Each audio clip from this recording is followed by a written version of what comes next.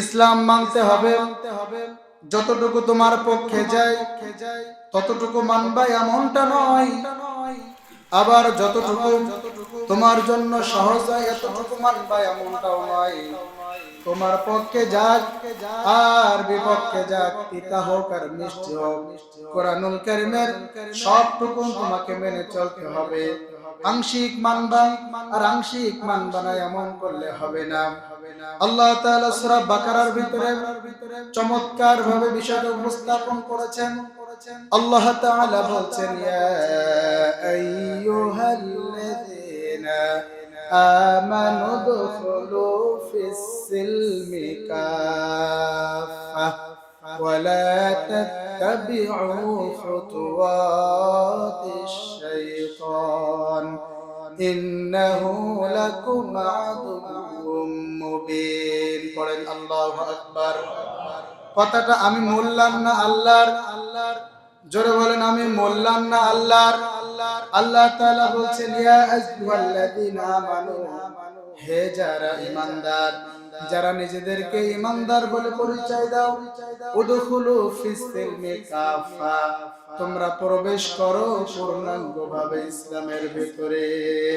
উদখুলু ফিস-সিলমি কাফা। যারা আলিয়া মাদ্রাসা চাকরি করে, যারা আলিয়া মাদ্রাসায় পড়াশোনা করে, আলিয়া মাদ্রাসাকে আমরা কি মাদ্রাসা বলি? দাখিল মাদ্রাসা বলি। কি মাদ্রাসা বলি বলেন তো? কি দাখিল মাদ্রাসা বলি না? না, আলেম ক্লাস থেকে আলেম পর্যন্ত বলি। ওই যে যেটা বলে ইন্টারমিডিয়েট বা এইচএসসি, ওটাকে আমরা আলেম বলি। কিন্তু মূলত যদি কেউ দাখিল পাস করে বা দাখিল পর্যন্ত আমরা বলি দাখিল। উদখুলু, দাখালা ইয়াদখুলু, যেটা আমি বোঝাতে চাচ্ছি। দাখালা ইয়াদখুলু মানে প্রবেশ করা। যারা দাখিল পাস করে, মেট্রিক পাস করে, এসএসসি পাস করে, এদেরকে আরবিতে বলে দাখিল পাস করেছে। দাখিল মানে সে কেবল প্রবেশ করেছে।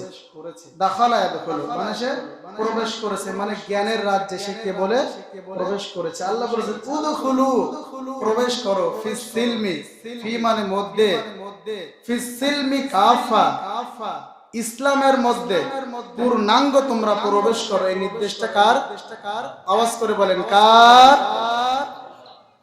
ইসলামে পূর্ণাঙ্গ প্রবেশ করতে হবে। আমরা বললাম আল্লাহ, যদি আমরা ইসলামের ভিতরে পূর্ণাঙ্গ প্রবেশ না করি, আংশিক মেনে চলে আর আংশিক না মেনে চলে, তাহলে আমাদের কি হবে? আল্লাহ তাআলা সুন্দর করে বলেন, তোমরা যদি আংশিক মানো আর আংশিক যদি না মানো কি হবে শোনো।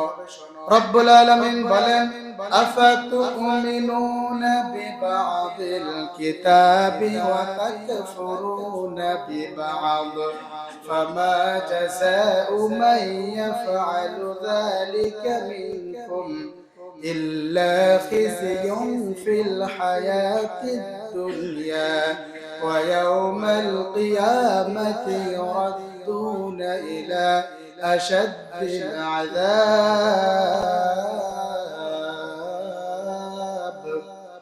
আল্লাহ তাআলা বলেন, আফাতুমিনুনা বিবা'দিল কিতাব, কিতাবের আংশিক মানবা, আংশিক মানবা না।